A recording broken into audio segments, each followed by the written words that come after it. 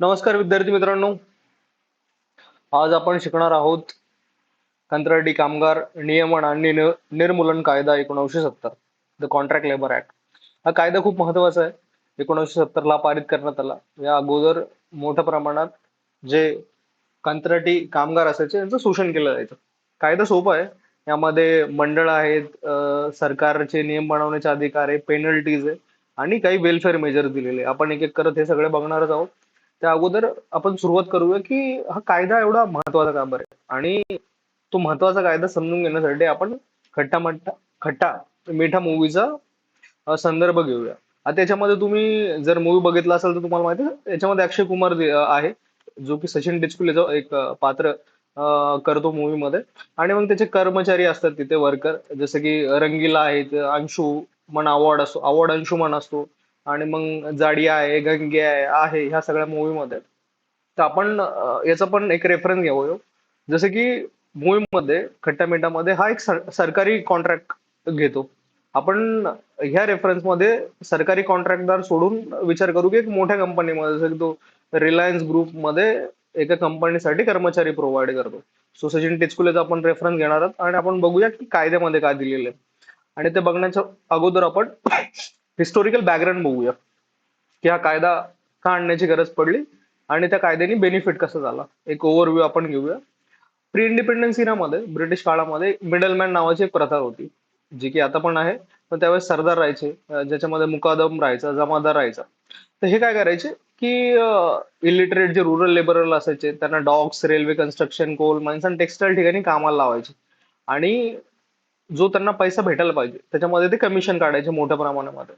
मग त्यांना शेल्टर नसायचं, मेडिकल एड नसायची.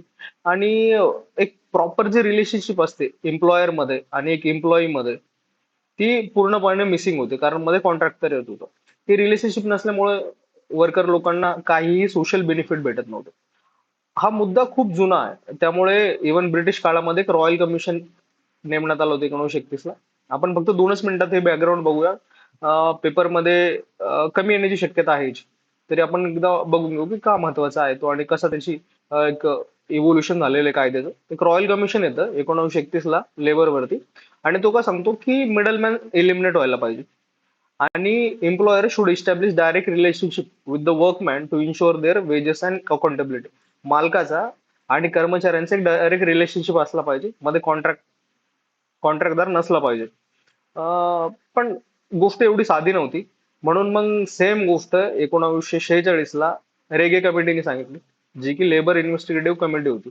तिने पण सेम गोष्ट सांगितली की जे वर्कर असतात, कंत्राटी कामगार असतात, त्यांना लोअर वेजेस दिले जातात, वर्किंग आवर खूप जास्त असतात, आणि कम्प्लिटली त्यांना एक्सक्लूड केलं जातं सोशल सिक्युरिटी स्कीम मधनं. आणि तरीही हा प्रॉब्लेम सॉल्व्ह झाला नाही. शेवटी गोष्ट एका केसने डिसाइड केली. एक फेमस केस 1960ची, ज्याच्यामध्ये standard vacuum refining company of India आणि देअर वर्कमॅन नावाची एक बॉडी होती, यांच्या एकमेकांमध्ये एक केस झाली. आता केस होती की कॉन्ट्रॅक्ट वर्करला फुल टाइम एम्प्लॉयमेंट द्यायला पाहिजे की नाही म्हणून. आणि त्याच्यामध्ये मग honourable justice PB Gajendra Gadkar यांनी एक रुलिंग दिला, जो की फेवर होता वर्करच्या.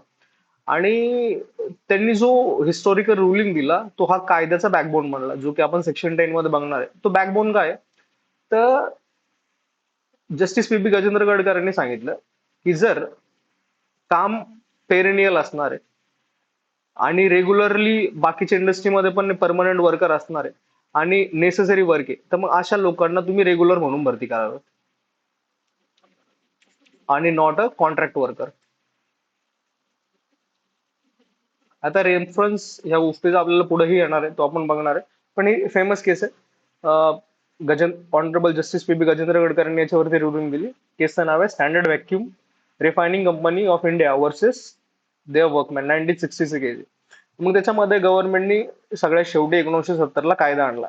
आता हा काम करतो ड्युअल फिलॉसॉफीवर. ड्युअल फिलॉसॉफी काय आहे? की गव्हर्नमेंटला असं रिअलाइज झालं की इकॉनॉमिकली ब्लँकेट बॅन आपल्याला कॉन्ट्रॅक्ट लेबरवरती आणता येणार नाही, कारण काही इंडस्ट्री सिजनल असतात. सिजनल कशा असतात? की समजून घ्या, कॉटन हार्वेस्टिंग साठी किंवा कॉटन जमा करण्याच्या शेतीमध्ये तुम्हाला फक्त पर्टिक्युलर महिन्यासाठीच कर्मचारी लागतात किंवा ऊस शेतीसाठी लागतं.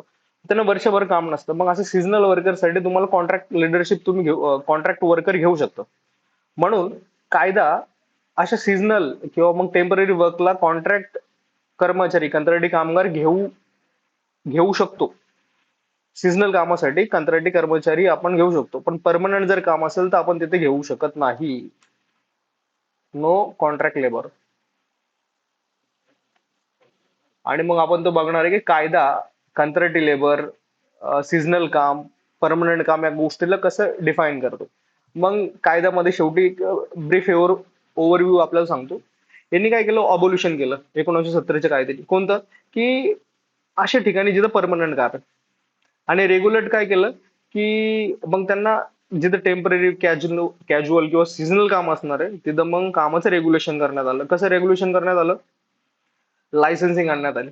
जो कॉन्ट्रॅक्टर असणार आहे त्याला लायसन काढावं लागत होतं. एम्प्लॉयरला गव्हर्नमेंटची परमिशन घ्यावी लागतीये. हेल्थ, कॅन्टीन आणि वेजेसचं प्रोटेक्शन त्यांना देण्यात आलेलं आहे. आणि एक सगळ्यात इम्पॉर्टंट आपला सेक्शन 10 दिलेला आहे या कायद्यामध्ये, जो आपण परत एकदा बघणार आहे. आणि त्याच्यामध्ये मग एक टेस्ट दिलेली आहे की परमनंट काम का असतं, पेरिनियल टेस्ट म्हणतात तिला. ती कशाची असते, एक रजिस्ट्रेशनचा ट्रॅप दिलेला आहे, तो पण आपण पुढे बघणार आहे. की प्रत्येक कंत्राटी जो असा कंत्राटदार आहे, जसं की आपला सचिन टिचकुले आहे. सचिन टिचकुलेला जर तो कंत्राटी कामगार भरती करणार असेल तर त्याला गव्हर्नमेंटकडे रजिस्ट्रेशन करावं लागतं. आणि मग तो कायद्याच्या कव्हर मध्ये येतो. आणि मग त्यामुळे आपल्याला वर्करला, कंत्राटी कामगारांना संरक्षण देतं. तर ते आपण बघणार आहे. लायसनची शील्ड आहे कॉन्ट्रॅक्टरला, की विदाऊट लायसन तो लोकांना भरती करू शकत नाही. म्हणजे विदाऊट लायसन कंत्राटीदारांना कामही करता येत नाही, ते पण आपण बघणार आहे. अल्टिमेटली एक वेज लायबिलिटी नावाची गोष्ट आहे सेक्शन 21 मध्ये, की जर समजून घ्या सचिन टिचकुलेनी त्याची जो जाडिया किंवा मग अवॉर्ड अंशुमन यांची पेमेंटच नाही केली, तर मग पनिशमेंट कोणावर होणार. आणि ते आपल्या कायद्यानुसार आपण बघू की नेमकी त्याच्यामध्ये कोणाला अल्टिमेट एम्प्लॉयर म्हणून पकडलं जातं आणि मग कोणाकडनं ती पेनल्टी वसूल केली जाते. आणि मग ती पेनल्टी काय असते आपण या सगळ्या गोष्टी डिटेलमध्ये बघणार आहे. हा ओव्हरव्ह्यू आपल्याला नोट्समध्ये आम्ही दिलाय. तुम्ही जर लॉग इन करसाल तुमच्या अकाउंटमध्ये तुम्हाला ह्या सगळ्या गोष्टी भेटून जाईल. आपण सेक्शन बाय सेक्शन जाऊयात. सगळ्यात इम्पॉर्टंट सेक्शन आपण घेऊ. आता आपण जो कायद्याचा अभ्यास करतोय हा एआयबी नाही. एआयबी मध्ये तुम्हाला सेक्शन वरती क्वेश्चन विचारले जातात, जसं की ते कलम 1 आहे. आणि कलम 1 मध्ये काय दिले तर डेफिनेशन. तर एआयबी मध्ये सेक्शन विचारतात, पण ती ओपन बुक एक्झाम असते. तुमची ओपन बुक एक्झाम नसणार आहे. आमचा अनुमान असा आहे की तुम्हाला कन्सेप्च्युअल गोष्टीवरती क्वेश्चन विचारले जातील, कन्सेप्ट वरती आणि नंबर्स वरती. मी परत एकदा हायलाइट करतोय, कन्सेप्ट आणि नंबर वरती हायलाइट केले जाईल. नंबर्स कसे राहतील की कंत्राटी कामगार कायदा किती कर्मचारी असल्यावरती लागू पडतो, हा नंबर असणार आहे. कन्सेप्ट मध्ये मग पेनिशमेंट, पेनल्टी, याची स्ट्रक्चर कसं असणार आहे, ऑफिसर कोण अपॉइंटमेंट करतो, त्या गोष्टी असणार आहे. तर तुम्ही कलमांकडे लक्ष द्यावं. पण पाठ करण्यासाठी जास्त वेळ जर तुम्ही इन्व्हेस्ट नाही केला तरी चालतं, काही इश्यू नाही.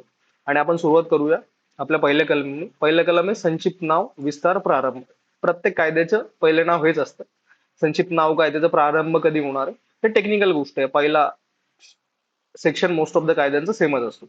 आता हा कायदा आपला कंत्राटी कामगार, आणि तो 10 फेब्रुवारी 1971 ला लागू झाला. 10 फेब्रुवारी 1971. मग त्याच्यामध्ये काहीतरी बेसिक डेफिनेशन दिलेलं आहे, त्या आपल्याला सेक्शन 2 मध्ये पण येणार आहे. पण मग याच्यामध्ये कायदा कोणाला लागू होतो तर एस्टॅब्लिशमेंटला, त्याला आपण आस्थापना म्हणतो. मग कोणत्या आस्थापना असणार आहे, भारतभरामध्ये अशी कंपनी जिथे 20 पेक्षा जास्त कंत्राटी कामगार आहेत अशा ठिकाणी हा लागू होतो. पण हा एवढा सोपा नाही. महाराष्ट्र सारखे राज्य आणि त्याच्यानंतर एक आंध्र प्रदेश येतो, ते यांनी काय केलं, ही 20 ची लिमिट त्यांनी 50 वरती केली. की महाराष्ट्रामध्ये हा कायदा 50 सांगतो की अशी संस्था जिथे 50 पेक्षा जास्त कर्मचारी काम करतात तिथेच तो लागू होणार आहे. आणि आंध्र प्रदेशमध्येही सेम 50 ची लिमिट आहे. बाकी 2 राज्य सोडलं तर 20 ची लिमिट आहे. जिथे 20 पेक्षा जास्त कंत्राटी कामगार काम करणार तिथे कंत्राटी कामगार कायदा 1970 लागू होणार. डेफिनेशन बघू आपण की आता हा कायदा जर तुम्ही बेअर ऍक्ट बघितला त्याचा, तर एकदम भरपूर साऱ्या सेक्शन मध्ये अप्रोप्रिएट गव्हर्नमेंट नावाचा वर्ड यूज केलेला आहे. तर सेक्शन 2 काय सांगतो की अप्रोप्रिएट गव्हर्नमेंट म्हणजे असा गव्हर्नमेंट की जो त्या गोष्टीबद्दल कायदे बनवतो. बाय लॉज बनवतो. मग इथं तो केंद्र सरकार असू शकतो किंवा राज्य सरकार. कुठेही असं 100% जिथे जिथे दिलेलं आहे तिथेच आपण केंद्र सरकार आणि राज्य सरकार पकडायचं. बाकी सगळ्या ठिकाणी अप्रोप्रिएट गव्हर्नमेंट असणार आहे. जर लेबर कमिशनर आहे तर तो स्टेट गव्हर्नमेंटच्या अंडर काम करणार आहे. बाकी जर मोठे लॉज बनवण्यात आले तर मग ते पार्लमेंटच्या अंडर त्याची परमिशन तुम्हाला घ्यावी लागते. ते सगळ्या गोष्टी बघणार आपण. त्याच्यानंतर मग आता आपण मेन डेफिनेशन घेऊ, की जेव्हा आपण कॉन्ट्रॅक्ट लेबर म्हणतो तर तो कॉन्ट्रॅक्ट लेबरची डेफिनेशन काय आहे? डेफिनेशन खूप महत्वाची, कारण मग तिथं प्रिन्सिपल एम्प्लॉयर नावाची गोष्ट येते. कंत्राटी कामगार कोण आहे? जेव्हा एखाद्या कामगाराला मुख्य मालकाच्या म्हणजे प्रिन्सिपल एम्प्लॉयर माहितीसह किंवा माहितीशिवाय कंत्राटामार्फत कामावर ठेवले जाते तेव्हा त्याला कंत्राटी कामगार म्हणतात. आता याच्यामध्ये दोन पैलू महत्वाचे. एक तर जो प्रिन्सिपल एम्प्लॉयर असतो, एम्प्लॉयर आता कोण असतो, की आपण खट्टा मिठा मूवी आठवू, त्याच्यामध्ये सचिन टिचकुले. सचिन टिचकुले हा कोण आहे? हा कंत्राटदार आहे. आता हा सचिन टिचकुले कोणाच्या तरी कंपनीमध्ये हे कर्मचारी कामाला लावतो, समजून घे रिलायन्स ग्रुप मध्ये कामाला लावले. तर मग प्रिन्सिपल आणि मग बाकी तुमचे कर्मचारी कोण आले? तुमचा अंशुमन आवाड आला, त्याच्यानंतर जाडे आला आणि रंगीला आला. आता हे कर्मचारी काम करतायत त्यांची पूर्ण टीम रिलायन्स साठी. सचिन टिचकुले त्यांची पेमेंट करतो. आता हा जो रिलायन्स असणार आहे हा तुमचा प्रिन्सिपल एम्प्लॉयर असणार, प्रिन्सिपल एम्प्लॉयर असणार आहे. आणि सचिन टिचकुले हा इथे कंत्राटदार असणार आहे. तर मग कंत्राटी कामगार कोण आहे? की जो हा रिलायन्सच्या माहिती किंवा माहितीशिवाय कंत्राटामार्फत कामावर ठेवलं जातं त्याला कंत्राटी कामगार म्हणतो. मग त्याच्यानंतर आता कॉन्ट्रॅक्टर बघू. कॉन्ट्रॅक्टर कोणता? आपल्या एक्झाम्पलच्या सिच्युएशन मध्ये सचिन टिचकुले, अक्षय कुमार. कोण आहे कॉन्ट्रॅक्टर? अशी व्यक्ती जी कंपनीसाठी एखादे काम पूर्ण करून घेण्याची जबाबदारी घेते. आणि याच्यामध्ये जेव्हा काम पूर्ण करून घेण्याची जबाबदारी घेते असं म्हणतो आपण, तर ते फक्त वस्तू किंवा मालाबद्दल आपण बोलत नाही, आपण बोलतो कंपनीला कामगार पुरवते. मग याच्यामध्ये सब कॉन्ट्रॅक्टरचाही समावेश होतो. आणि मग हे झालं तुमचं कॉन्ट्रॅक्टर, कॉन्ट्रॅक्ट लेबर. त्याच्यानंतर कंट्रोल इंडस्ट्री नावाचा प्रकार आहे कायद्यामध्ये. कंट्रोल इंडस्ट्री कोणती आहे? की अशी कोणतीही उद्योग ज्याचे नियंत्रण केंद्र सरकार जनहितासाठी स्वतःकडे ठेवतो. मग हे अशी कंट्रोल इंडस्ट्री आहे ज्याच्यावरती हा कायदा लागू पडतो. मग ते कशावरती? आस्थापनावरती लागू पडतो. मग त्यामध्ये काय? सरकारी कार्यालयही येतात आणि सरकारी कार्यालयामध्ये काम करणारे तुमचे कॉन्ट्रॅक्ट लेबरही येतात. मग सरकारी कार्यालय येतात आणि लोकल अथॉरिटी पण येतात, जसं की मग तुमच्या बीएमसी असतील, पुण्याची पीएमसी असतील, पीसीएमसी असेल, अशा सगळ्या आस्थापना याच्यामध्ये येतात. आणि मग सरकारी कार्यालय असेल तर कोण मुख्य असणार या सगळ्या गोष्टीचा? Principal employer. तर कार्यालयाचा प्रमुख असतो. कारखाना असेल तर कोण आहे? ऑक्युपायर किंवा मॅनेजर असणार आहे. खाणी असतील कोण आहे? त्याच्यामध्ये मालक पण असतील, एजंट पण असतील आणि मॅनेजर असेल. तर हे सगळे जे प्रिन्सिपल एम्प्लॉयर यांना ध्यानात ठेवायची गरज यासाठी की जेव्हा इलिगल कारवाई करण्यात येईल आणि यांनी जर व्हायलेशन केलं तर यांच्यावरतीच ती कारवाई होते. महत्वाचा मुद्दा एच मध्ये दिलाय, सबसेक्शन एच मध्ये, सेक्शन 2च्या वेजेस, पगार. हा कंत्राटी कामगार त्यांच्या पगारावरती स्वतः काही सांगत नाही. तो काय सांगतो? की यांचं वेतन 1936च्या पेमेंट ऑफ वेजेस ऍक्ट नुसार ठरवले जाणार आहे. हा गुगली क्वेश्चन असू शकतो मित्रांनो तुमच्यासाठी. खूप साधी गोष्ट आहे. कंत्राटी कामगारांच्या पेमेंट वरती बोलायला पाहिजे, बोलतो, पण तो काय सांगतो? बोट दुसरीकडे दाखवतो. आणि ते बोट कुठे? तर वेतन प्रदान कायदा 1936 यानुसार त्यांची पगार ठरवला जातो. मग एक्सेप्शन काय याच्यामध्ये?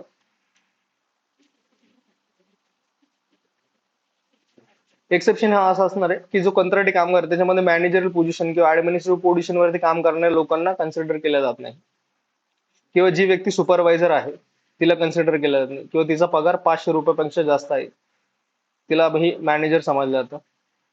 किंवा जो आउट वर्कर असतात ज्यांना मालक घरी काम करण्यासाठी सामान देतो किंवा स्वतःच्या घरी किंवा दुसऱ्याच्या जागेवर काम करतात, रिप्लेसमेंट कर्मचारी पण आपण यांना म्हणू शकतो. तर हे महत्वाचं आहे की ह्या लोकांना कंत्राटी कामगार कायद्याच्या अंतर्गत येत नाही, हे एक्सेप्शन आहे. परत एकदा बघू आपण एक्सेप्शन. मुख्यत्वे मॅनेजरल पोझिशन वरती असतात हे लोक, ऍडमिनिस्ट्रेटिव्ह पोझिशन वरती असतात. 500 रुपयापेक्षा पर डे त्यांचा महिना असतो. 500 रुपये पेक्षा जास्त त्यांचा महिना असतो. सुपरवायझर पदावरती असू शकते किंवा मग रिप्लेसमेंट आउट वर्करच्या जागी ती आलेली असते. असे तुमचे सेक्शन 2 झाला. आपण सेक्शन 3 बघूया. याच्यामध्ये एक सल्लागार मंडळ असतं. तर कंत्राटी कामगारांसाठी गव्हर्नमेंटला खूप काही करायचं असतं, पण प्रत्येक गोष्टीवरती ते लक्ष ठेवू शकत नाही, म्हणून एक ऍडवायझरी मंडळ बनवलेलं असतं. आता ऍडवायझरी मंडळ हे सुरुवातीला सेक्शन 3 मध्ये सेंट्रल ऍडवायझरी बोर्ड दिलेलं आहे. मग सेंट्रल ऍडवायझरी बोर्ड आहे केंद्रीय सल्लागार मंडळ, स्थापना कोण करणार? केंद्र सरकार करणार.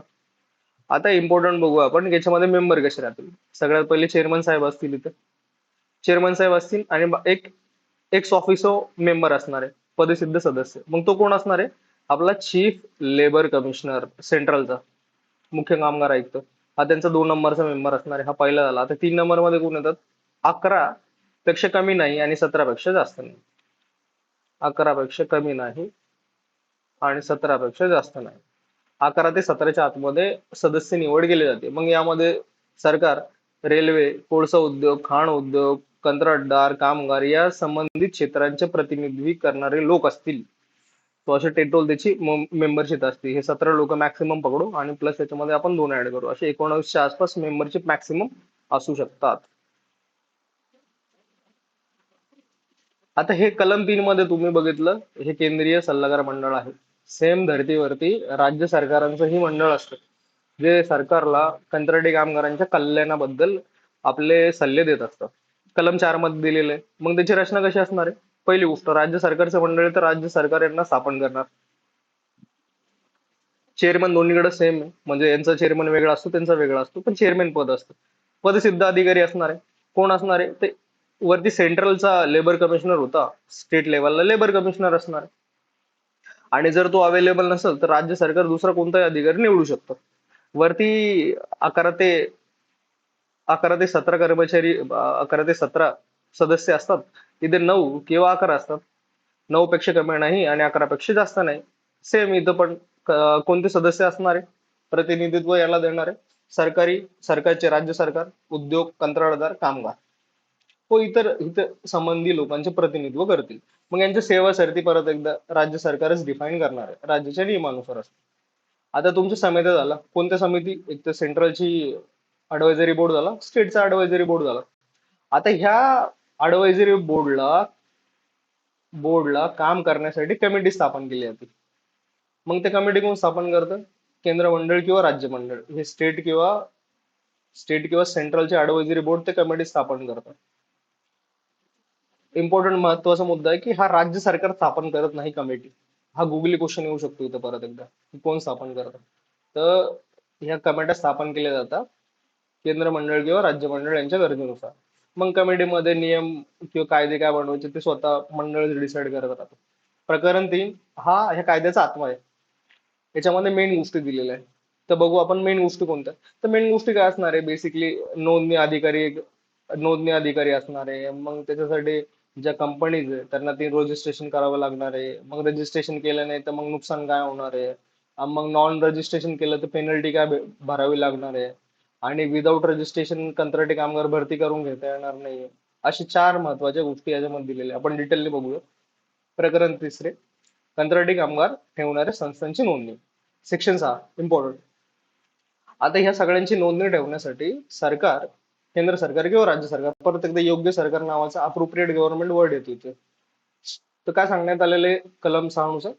योग्य सरकार, केंद्र किंवा राज्य सरकार अधिकृत राजपत्रात ऑफिशियल गझेटे काढून सरकारच्या राजपत्रित अधिकाऱ्यांची नियुक्ती करते आणि त्यांचे लिमिट आणि बाउंड्रीज ठरवून देते. कलम 6 सोपा आहे की सरकार एका अधिकाऱ्यांची निवड करणार आहे आणि मग त्यांना सांगणार आहे तुम्ही काम काय करणार आहे. कलम 7 मध्ये सर्टन विशिष्ट आस्थापनांची नोंदणी केलेली आहे. मग त्या कोणत्या असणार आहे? ज्या 20 पेक्षा जास्त आहे, ज्यांच्याकडे कॉन्ट्रॅक्ट कंत्राटी कामगार काम करताय, किंवा मग 50 पेक्षा जास्त महाराष्ट्राच्या केसमध्ये, मग अशा संस्थांना अर्ज करावा लागणार आहे. या संस्थाला किंवा मालकाला हा कायदा लागू होतो. अशा प्रत्येक मुख्य मालकाने, प्रिन्सिपल एम्प्लॉयर वर्ड परत एक देतो, अशा प्रत्येक संस्थाच्या प्रिन्सिपल मालकाला ठराविक मुदतीच्या आतमध्ये आवश्यक त्या पद्धतीनुसार अर्ज करणे बंधनकारक. बरं, ठराविक मुदत संपली तर मग काय होतं? अधिकाऱ्यावरती आहे, ते नोंदणी अधिकारी मुदत संपल्यानंतरही अर्ज स्वीकारू शकतात. बेसिकली कायद्याला वाटतं की जास्तीत जास्त प्रिन्सिपल एम्प्लॉयरने रजिस्ट्रेशन केलं पाहिजे, कायद्याच्या बाहेर कोणी राहू नये. सो लॅक्सिटी इथे ठेवण्यात आलेली आहे. मग रजिस्ट्रेशन नंतर काय होतं? तर एक रजिस्ट्रेशन सर्टिफिकेट भेटून जातं तुम्हाला, की तुमच्याकडे आता तुम्ही कर्मचारी भरती करू शकता कंत्राटी, आणि त्याला रिन्यू पण करावं लागतं. त्याचे प्रावधान याच्यामध्ये दिलेले नाही. कलम 7 बघितलं आपण. कलम 8 मध्ये काय दिलेलं आहे की रिव्होकेशन ऑफ रजिस्ट्रेशन, कलम 7 मध्ये रजिस्ट्रेशन आणि 8 मध्ये मग रद्द करण्याची गोष्ट. मग रद्द कशासाठी करणार आहे? जर खोटी माहिती दिली तुम्ही तर. खोटी माहिती दिली किंवा मग माहिती लपवली, या दोन गोष्टीसाठी तुमचं रजिस्ट्रेशन जे झालेलं आहे सर्टिफिकेटचं ते कॅन्सल होऊ शकतं. या दोनच्या अतिरिक्त काय होऊ शकतं? जर हे रजिस्ट्रेशन कॅन्सल व्हायचं, एक नॅचरल जस्टिस नावाचा प्रकार असतो. नॅचरल जस्टिस काय सांगतो की ज्याच्यावरती कारवाई होणार आहे त्याचा एक पार्ट म्हणता येईल की ज्याच्यावरती कारवाई होणार आहे त्याला त्याची बाजू मांडण्याचा अधिकार दिला जातो, त्याची साईड मांडण्याचा अधिकार दिला जातो, आणि हा कायद्यामध्ये त्याची अंमलबजावणी केली आहे. म्हणून जेव्हा एखाद्या कंपनीचं रजिस्ट्रेशन कॅन्सल केलं जातं तर तिची बाजू ऐकून घेऊन बाजू ऐकून घेण्याचा अधिकार तिला दिला जातो आणि सरकारची ही पूर्व परवानगी घेण्यात येते. या दोन गोष्टी महत्वाच्या आहेत. Opportunity to be heard and previous permission of government, relevant government म्हणावं लागेल कलम 8 नुसार. कलम 9 काय सांगतो की इफेक्ट ऑफ नॉन रजिस्ट्रेशन. जर समजून घ्या एक कंपनी कंत्राटी कामगारांना भरती करते आणि तिचं रजिस्ट्रेशन नाहीये, तर अशा वेळेस काय होतं? सगळ्यात मोठी गोष्ट, अशा कंपनीची नोंदणी कॅन्सल केली जाते. समजून घ्या हायपोथेटिकली सचिन टिचकोलेनी रिलायन्स कंपनीला मदत केली की तू 50 लोक भरती कर, पण मग रिलायन्सनी सरकारला परमिशन घेतली नाहीये की त्यांच्याकडे कॉन्ट्रॅक्ट लेबर काम करताय, कॉन्ट्रॅक्ट लेबर काम करताय. मग अशा वेळेस काय होतं की गव्हर्नमेंट मग रिलायन्सची डायरेक्ट कंपनीची नोंदणी कलम 8 नुसार कॅन्सल करू शकते, रिवोक करू शकतो. नॉन रजिस्ट्रेशन जर केलं असेल तर खूप सगळ्यात स्ट्रिक्ट पेनल्टी असू शकते ही कलम 9 नुसार. कलम 10 आपण बघूया. हा ड्युअल फिलॉसॉफीवाला आपण सुरुवातीला बघितलं होतं. ड्युअल फिलॉसॉफीवाला हा कलम आहे. याच्यामध्ये काय सांगण्यात आलेलं आहे की कंत्राटी कामगारांना अशा ठिकाणीच तुम्ही भरती करावं जिथं काम परमनंट नसणार आहे, टेम्पररी असणार आहे, सीझनल असणार आहे. आणि जर परमनंट काम असणार आहे, याच्या अपोजिट परमनंट जर काम असणार आहे 12ही महिने, तर मग अशा ठिकाणी तुम्ही कंत्राटी कामगार भरू नका. ही साधीशी गोष्ट कलम 10 मध्ये सांगण्यात आलेली आहे. मग बंदी कॉन्ट्रॅक्ट लेबर वरती घालण्याचा कोणाला अधिकार आहे? तर योग्य सरकार. मग यामध्ये केंद्र सरकार येतं, राज्य सरकार येतं. मग बंदी घालताना सरकार कोणत्या गोष्टीचा विचार करणार आहे? जसं आपण भरपूर वेळा याच्या पहिलेही बघितलं की कामाचं स्वरूप काय, हे काम ज्या उद्योगांसाठी किंवा व्यवसायासाठी आवश्यक आहे किंवा मुख्य कामाशी जोडलेलं आहे, म्हणजे मुख्य कामाशी जोडलेलं आहे का? आणि जर असेल तर मग तिथं फुल टाइम वर्करच घ्या, नसेल तर मग तुम्ही कॉन्ट्रॅक्ट लेबर घेऊ शकता. बारामाही काम. जर बारामाही काम असेल तर फुल टाइम वर्कर घेतले पाहिजे आणि सीझनल असेल तर तुम्ही कॉन्ट्रॅक्ट लेबर घेऊ शकता. नियमित कामगार, पूर्णवेळ काम, या 4 पॅरामीटर वरती कॅल्क्युलेट केल्याच्या नंतर, कॅल्क्युलेशन झाल्याच्या नंतर योग्य सरकार हा निर्णय घेते की ह्या क्षेत्रामध्ये कॉन्ट्रॅक्ट लेबरला बंदी घालायची का अलाउड करायचं. ही साधी गोष्ट कलम 10 मध्ये सांगण्यात आलेली आहे. प्रकरण 4 बघू आपण. Licensing of contractors. मग कलम 11 नुसार प्रत्येक जो सचिन टिचकुले आपला, जो की कॉन्ट्रॅक्टर आहे आणि तो कामगार पुरवतो, अशा सचिन टिचकुलेंना किंवा त्यांच्या कंपनींना परमिशन घ्यायची सक्ती करण्यात आलेली आहे कलम 12 नुसार. मग सक्ती करण्यात आलेली आहे, लायसन्स भेटणार आहे. मग तो लायसन्स देण्यासाठी एक ऑफिसरची निवड केली जाईल. ती सेक्शन 11 नुसार असणार आहे. एक गॅझेटेड अधिकारी तो असणार आहे आणि त्याच्याकडे लायसन्ससाठी तुम्हाला अर्ज करावा लागणार आहे. कलम 12, कंत्राटदारांना परवाना असणे अनिवार्य आहे. सचिन टिचकुले अँड कंपनीला जेव्हा कर्मचारी प्रोव्हाइड करावे लागतात रिलायन्स सारख्या कंपनीला हायपोथेटिकली, तर त्याला लायसन असणं गरजेचं आहे. मग तो परवान्याची त्याला अर्ज करावा लागेल. मग परवान्याची ज्या अटी शर्ती असतील, फी असेल, ती त्याला पूर्ण करावी लागतील. आणि जेव्हा सरकार परवाना देतं तर मग त्यासाठी पगार निश्चिती, कामाचे तास, आवश्यक त्या सुविधा याच्याही अटी सरकार त्यावरती ठेवू शकतं. कलम 13 एवढं काही महत्वाचं नाही. कलम 14 बघू आपण. ती समजून घ्या सचिन टिचकुलेनी त्याचे जे कर्मचारी आहेत त्याच्याकडे कॉन्ट्रॅक्ट आहे, जसं की रंगीला आहे आपला, अशा लोकांनी त्यांनी प्रॉपर पगार केली नाही किंवा मग त्यांनी नियमांचं उल्लंघन केलं, तर अशा वेळेस कलम 14 नुसार सचिन टिचकुलेचा परवाना कॅन्सल होऊ शकतो. मग कोणकोणत्या गोष्टीसाठी कॅन्सल होऊ शकतो? एक तर सचिन टिचकुले अँड कंपनीने खोटी माहिती दिली किंवा महत्वाच्या गोष्टी लपवून ठेवल्या, किंवा कंत्राटदाराने कोणत्याही कारणाशिवाय लायसन्सच्या अटी किंवा कायद्यांचे नियमांचे उल्लंघन केले. आता कारवाई काय असणार आहे? एक तर मग त्याला शोकॉज नोटीस दाखवण्यात येते गव्हर्नमेंट अधिकाऱ्यांथ्रू. एक तर त्याचं लायसन्स रिवोक करण्यात येतं किंवा सस्पेंड करण्यात येतं. असे 3 गोष्टी त्याच्यामध्ये आहे. आणि मग असं वाटलं सचिनला की माझ्यावरती जर जी कारवाई झाली सचिन डिचकोलेला, माझ्यावरती ती जी कारवाई झाली ती चुकीची होती. मग त्याचा निर्णय आल्याच्या नंतर तो 30 दिवसामध्ये एक ऍपलेट अथॉरिटीकडे दाद मागू शकतो. ऍपलेट अथॉरिटी, मग ऍपलेट अथॉरिटी कोण असणार आहे? अशी अथॉरिटी जी गव्हर्नमेंट स्वतः निवडते, तिची स्थापना करते आणि सांगते की हा ही ऍपलेट अथॉरिटी असणार आहे तुमची. मग 30 दिवसाच्या आतमध्ये अथॉरिटीकडे त्याला पहिला निर्णय आल्याच्या नंतर अपील करता येते बेसिकली. आता आपण बघितलं की revocation of licence and application of licence and all of the things. आता आपण बघूया प्रकरण 5. Welfare measures. प्रत्येक कामगार कायदा जो आपण वाचतोय ह्या पेपरसाठी, याच्यामध्ये वेलफेअर मेजर्स पर्टिक्युलरली दिलेले आहेत. मग त्यामध्ये तुमचे हेल्थ एड किट असून द्या, कॅन्टीन असून द्या, रेस्ट रूम असून द्या, वेल व्हेंटिलेटेड रेस्ट रूम असून द्या, या सगळ्या गोष्टी देण्यात आलेल्या आहेत. त्याच प्रकारे आपला कंत्राटी कामगार कायदा 1970 मध्ये सेम गोष्टी तुम्हाला रिप्लिकेट होताना दिसत आहे. त्यासाठी आपण कलम 17 जर बघितला, इथं कॅन्टीनचा आहे. नंबर आपल्याला परत एकदा ध्यानात ठेवायचा. 100 किंवा त्यापेक्षा जास्त कंत्राटी कामगार असतील तर तेथे तुम्हाला कंत्राटदारांना कॅन्टीनचा सेवा देणं अनिवार्य आहे. मग या सेवामध्ये तुम्हाला जेव्हा सरकार तुम्हाला लायसन देतं, मग त्यामध्ये ते कॅन्टीन कधी सुरू करायची याची तारीख, कॅन्टीनची संख्या, बांधकाम, जागा, फर्निचर, स्टँडर्ड्स, दर, या सगळ्या गोष्टी सरकार लायसन्सिंग अथॉरिटी तुम्हाला सांगू शकते. सरकार किंवा लायसन्सिंग अथॉरिटी सांगू शकते लायसन देताना. कलम 16 बघितला आपण, 100 पेक्षा जास्त कर्मचारी वर्कर आणि कॅन्टीन द्यावी लागणार आहे. कलम 17 बघू आपण. असे कर्मचारी ज्या ठिकाणी कंत्राटी कामगारांना रात्री मुक्काम हॉल्ट ॲट नाईट करावा लागतो, अशा ठिकाणी कंत्राटदाराने कामगारांसाठी पुरेशा प्रमाणात रेस्ट रूम देणं गरजेचं आहे. रेस्ट रूम जर नाही दिलं किंवा पर्यायी राहण्याची सोय करणं गरजेचं आहे. आणि फक्त असं नाही की कंजेस्टेड रूम देण्यात येतील त्यांना जिथे पाण्याची पिण्याची व्यवस्था नाही, हवा येत नाही, असं करता येणार नाही. कलम 17 सांगतो की ज्या रेस्ट रूम देण्यात आलेल्या आहे कर्मचाऱ्यांना जे रात्री थांबतात, त्या वेल व्हेंटिलेटेड असल्या पाहिजे, तिथे खिडकी असली पाहिजे, त्याच्यातून हवा येते प्रॉपर, तिथं प्रकाश आहे, स्वच्छता आहे, या सगळ्या गोष्टींची काळजी कॉन्ट्रॅक्टरला घ्यावी लागते. कलम 16 कॅन्टीनचं होतं. कलम 17 विश्रामगृहांचं होतं. कलम 17 मध्ये नंबर दिलेला नाही की किती कर्मचारी मिनिमम कर्मचारी कामगार असल्यावरती तुम्हाला तो ठेवावा लागेल. पण जनरली रात्रपाळीला रात्र मुक्काम करणाऱ्या कामगारांना तो द्यावा लागतो. कलम 18 बघूया आपण. कलम 18 ह्या ऑदर फॅसिलिटीज बद्दल बोलतो. मग त्या काय असणार आहे की सोयीच्या ठिकाणी कामगारांसाठी पिण्याचं पाणी स्वच्छ व सुरक्षित पाणी, होलसम ड्रिंकिंग वॉटर त्यांना देण्यात येते.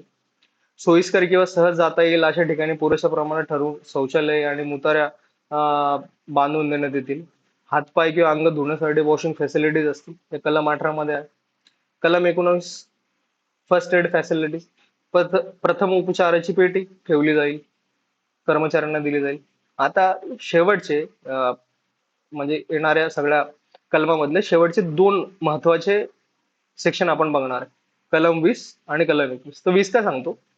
लायबिलिटी ऑफ प्रिन्सिपल एम्प्लॉयर, कंत्राटदाराने सुविधा दिल्यास मुख्य जबाबदार. आता हा काय सांगतो माहिती का? आपण एक्झाम्पल तुम्हाला आठवत असेल की आपला सचिन टिचकुले होता, अक्षय कुमार खट्टा मीठामध्ये. तर आपल्या एक्झाम्पल मध्ये सचिन टिचकुले च्या खाली भरपूर सारे कर्मचारी आहेत आणि हा सचिन टिचकुले हे सगळे कर्मचारी रिलायन्स नावाच्या हायपोथेटिकल ग्रुपला प्रोव्हाइड करतोय. बरं समजा या सगळ्या गोष्टीमध्ये सचिन टिचकुले काम करत नाही, तर मग याच्यामध्ये लायबल कोण असणार आहे? लायबिलिटी कोणाची आहे की सजा कोणाला होणार? तर कायदा काय सांगतो 1920 नुसार, हा जो मेन ग्रुप आहे प्रिन्सिपल एम्प्लॉयर, ज्यांच्या कंपनीमध्ये ऍक्च्युअली कर्मचारी काम करताय, त्यांना लायबल पकडलं जाईल. आणि त्यासाठी त्यांनी वर्ड यूज केलाय principal employer, not a middle man. This is important thing.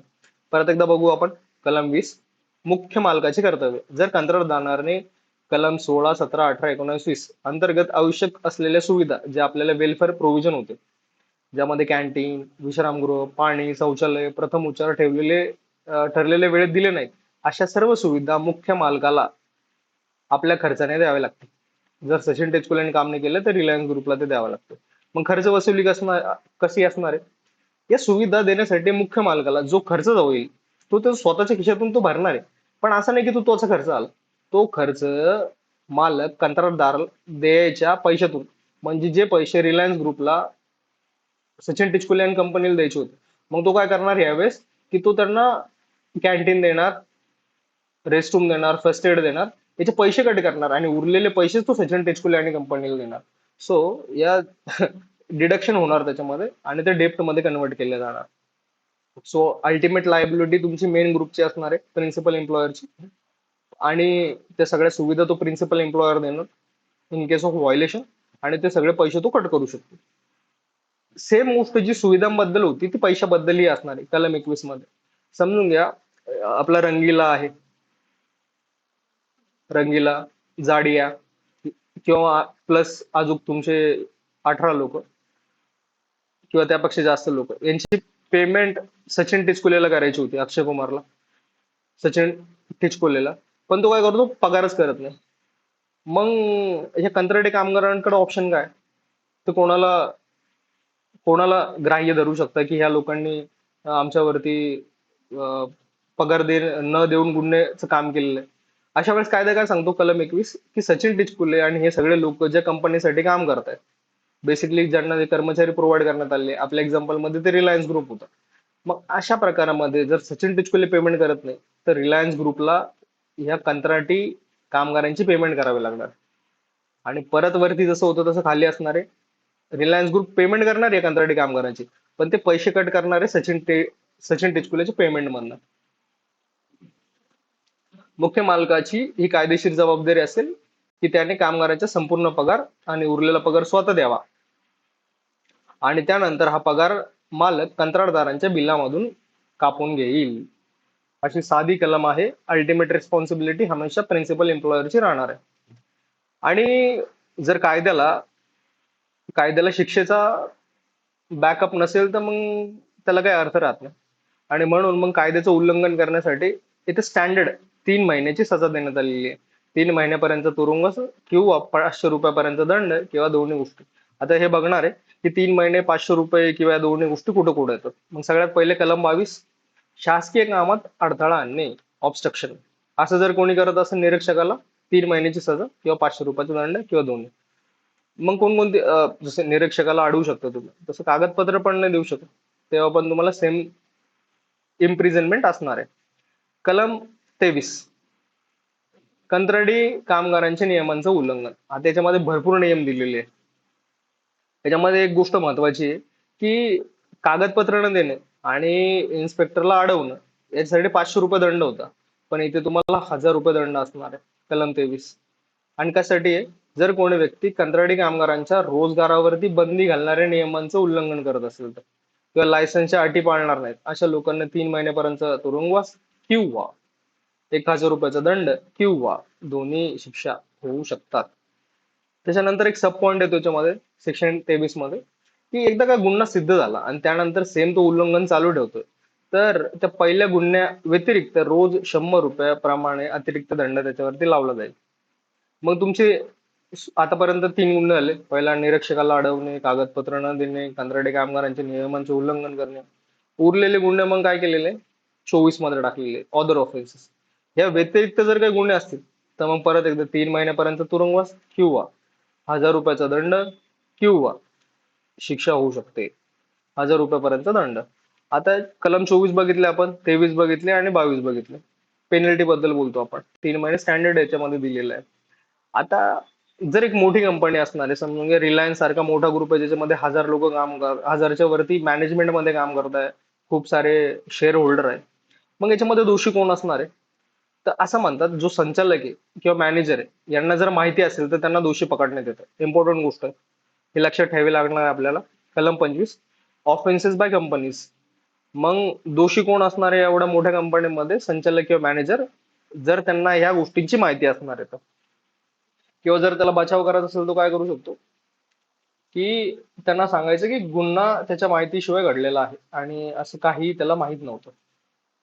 मग जेव्हा आपण कंपनीज बोलतो तर मग याच्यामध्ये काय होतं, कलम 25 नुसार कॉर्पोरेट संस्था येतात, जसे की रिलायन्स सारखी कंपनी, भागीदार संस्था येतात, फर्म्स असतात ज्याच्यामध्ये भरपूर सारे पार्टनर्स असतात. हे सगळ्या गोष्टी कलम 25 मध्ये येतात. कलम 26 इम्पॉर्टंट आहे, शेवटचा इम्पॉर्टंट कलम आहे या कायद्याचा. गुन्ह्याची दखल घेणे. आता याच्यामध्ये लिमिटेशन दिलेलं आहे. साधारणतः काय होतं की हायकोर्ट किंवा सुप्रीम कोर्ट अशा कोर्टांकडे सुमोटोचा एक अधिकार असतो. सुमोटो काय सांगतो की विदाऊट कंप्लेंट डायरेक्टली कोर्ट एखाद्या गोष्टींची कारवाई चालू करू शकते. या कायद्याने काय सांगितलेले कलम 26च्या की कोणतंही न्यायालय कायद्याअंतर्गत झालेल्या गुन्ह्याची दखल तोपर्यंत घेणार नाही जोपर्यंत सरकारी निरीक्षकाने स्वतःच्या किंवा त्याच्या लेखी परवानगीने न्यायालयात तक्रार केलेली नसेल. खूप इम्पॉर्टंट गोष्ट आहे.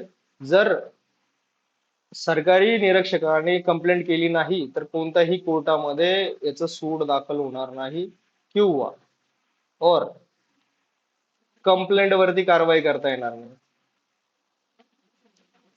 No complaint, no offence. So जर निरीक्षकाने काही गुन्हा दाखल नाही केला तर कोणत्याही न्यायालयाला याचा सुमोटो घेण्याचा अधिकार नाही. आणि जर कंप्लेंट दाखल केली तर फक्त दोन प्रकारच्या कोर्टामध्ये मिनिमम कारवाई केली जाऊ शकते, एक तर प्रेसिडेन्सी मॅजिस्ट्रेट किंवा तुमचा JMFC, judicial magistrate first class, या दोन गोष्टीमध्ये कारवाई चालू होऊ शकते कलम 26 नुसार.